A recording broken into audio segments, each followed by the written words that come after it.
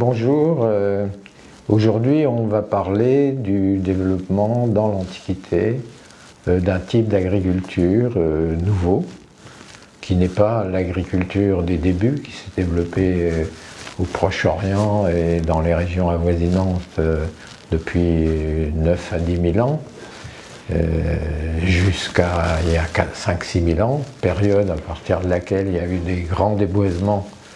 qui ont conduit sans doute à une certaine désertification du Moyen-Orient, du Sahara, de l'Arabie, etc. Et qui avait donné naissance, pour succéder à l'agriculture d'abatis brûlis, des forêts et des savanes boisées préexistantes, qui avait donné naissance à des agricultures hydrauliques, soit les agricultures d'oasis ou les agricultures de décrue de la vallée du Nil, qui se sont développées il y a aujourd'hui, il y a 6-7 000 ans, à l'époque de l'assèchement du Sahara, pourrait-on dire. Cela dit,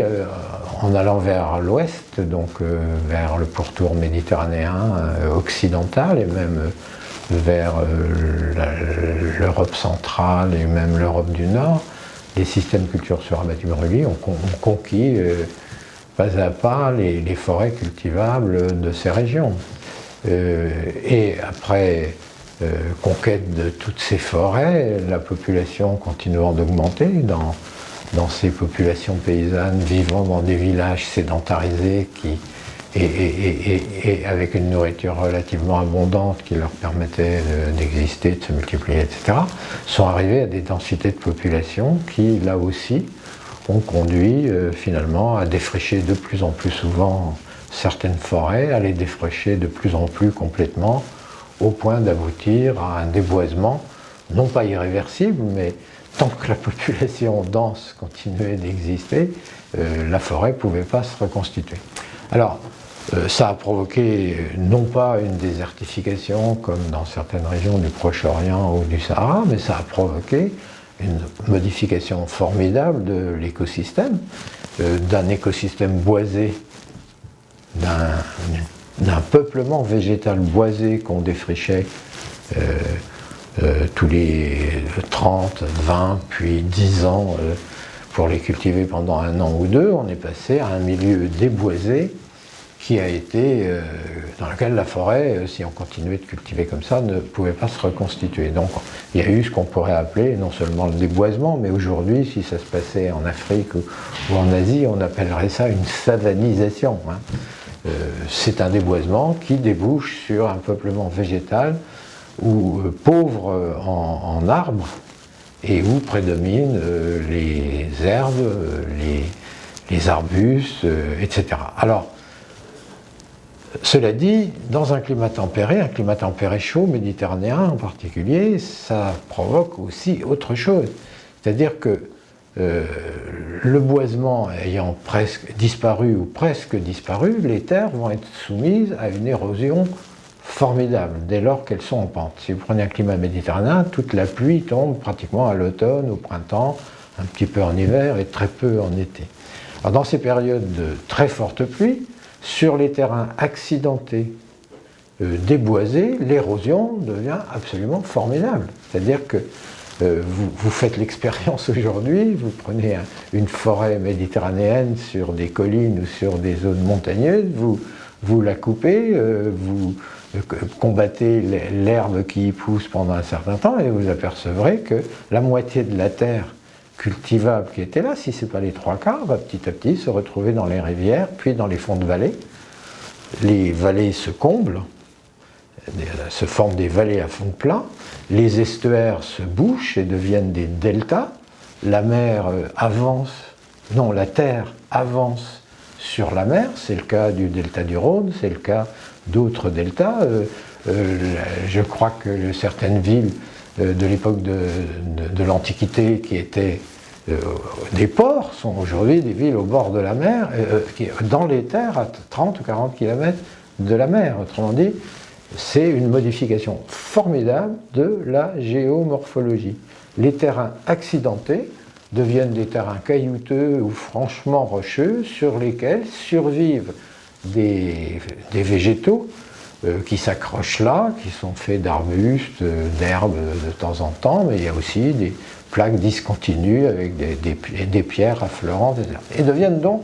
progressivement non cultivables. C'est-à-dire que la culture allant jusqu'à l'excès de ces terrains accidentés conduit ensuite à, si on est sur des terrains calcaires, on dira des garrigues, qui sont pratiquement incultivables, mais qui sont pâturables, ou alors à des maquis qui sont très difficilement cultivables ou même incultivables et qui sont également pâturables. Donc tous les terrains accidentés cessent pratiquement d'être cultivables pour devenir des formations herbacées et arbustives, des peuplements végétaux herbacés ou arbustifs, mais qui peuvent par contre être livrés au bétail. Alors, au fur et à mesure que le déboisement se produisait, bien entendu, les espaces pâturables gagnaient du terrain, et si les paysans qui étaient là en avaient les moyens, ils accroissaient au fur et à mesure leur bétail. C'est-à-dire que cette période de transition entre la forêt et le paysage déboisé est une période d'accroissement des terrains pâturables et d'accroissement du bétail. D'un autre côté, les cultures se concentrent forcément sur les terres qui restent cultivables, qui elles gagnent un peu de terrain à cause, parce que érosion dit forcément d'un autre côté alluvionnement. Donc il y a un certain élargissement des terrains relativement plats, enrichis par les éléments arrachés aux pentes, aux collines et aux montagnes, qui vont former des plaines cultivables, sans doute plus riches qu'elles ne l'étaient au début. Donc après déboisement, le paysage qui se constitue, c'est un paysage de terrain accidenté, plus ou moins accidenté, ayant fort peu de terre, portant fort peu de terre, et dans lequel il y a des combinaisons de formation, de population végétale d'herbes et d'arbustes. Donc les pâturages gagnent beaucoup de terrain sur ces terrains déboisés. Et les terrains qui restent ou qui deviennent cultivables grâce à l'alluvionnement provenant de l'érosion, eux, ils sont beaucoup moins étendus que l'ancien territoire cultivé en abatis brûlis. Ils sont, même s'ils gagnent du terrain grâce à l'alluvionnement, ils ne sont pas très étendus. Donc les cultures se concentrent là, et pour faire une quantité de culture qui correspond aux besoins de la population qui n'a pas diminué, évidemment, on tombe sur des rotations très courtes. Alors qu'en abatis brûlis, comme on parcourait tout le terrain, on avait des rotations qui duraient 10, 20 ans, etc. Là, on va se retrouver avec des rotations qui poussent quasiment à la culture continue de légumineuses et de céréales, voire de céréales sur céréales. Sauf qu'on ne peut pas faire ça. Parce que si on faisait des cultures continues, on aurait des terres qui se saliraient, comme on dit en agriculture, qui seraient petit à petit envahies de mauvaises herbes. Et pour qu'elles ne soient pas envahies de mauvaises herbes, il faut lutter contre ces mauvaises herbes, et on ne peut pas le faire quand le blé est installé ou quand les légumineuses sont installées. On est pratiquement obligé d'avoir une période d'interculture, une jachère, comme on dit, qui soit assez longue pour pouvoir éradiquer ces mauvaises herbes. Alors, ça c'est une première chose. Deuxième chose, si on faisait céréales sur céréales, ou même si on faisait une alternance de légumineuses et de céréales, on aurait, à cause des mauvaises herbes, mais aussi à cause de ce que la terre peut apporter pour les plantes ainsi cultivées, on aurait progressivement une baisse de rendement. Autrement dit, dans les conditions qui sont celles de cette époque, la culture continue est pratiquement impossible. Donc, deuxièmement, on ne peut plus défricher les terres qu'on va mettre en culture, on ne peut plus les défricher avec les haches de pierre polie ou les autres instruments par le fer et même si on a des outils en fer, on ne peut pas le faire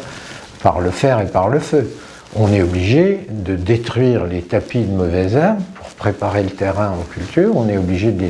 les travailler avec de nouveaux outils. Donc on se retrouve devant une espèce de double crise, dans laquelle une crise qui est une crise de la fertilité, les terres ne bénéficiant plus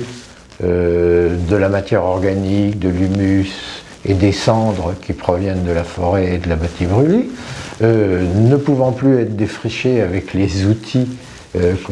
qu'on utilisait sur la bâtie-brûlée, on se trouve dans une crise de fertilité des sols et une crise des moyens, des outils dont on dispose pour préparer le terrain aux cultures. Alors comment est-ce qu'on va résoudre ça? Eh bien, très mal, ça va prendre souvent des siècles, tant qu'on n'a pas mis au point un nouveau système qui marche. Et on connaît des régions, on connaît des îles de la Méditerranée, qui, une fois déboisées, n'ont pas conduit à la formation d'un système agricole tel que celui qui va ensuite gagner du terrain dans l'Antiquité. Et ces îles, elles ont été abandonnées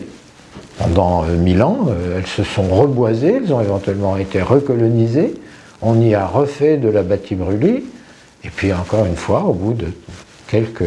dizaines ou centaines d'années, elles ont été à nouveau abandonnées. Donc on voit bien que la mise au point d'un nouveau système agricole a posé problème et qu'il y a eu dans la haute antiquité méditerranéenne, sans remonter à l'époque de la vallée du Nil, de la Mésopotamie, on voit bien qu'il y a eu une grande difficulté à mettre au point un nouveau système qui exploite correctement les pâturages et qui exploite correctement les terres cultivables avec des moyens, etc.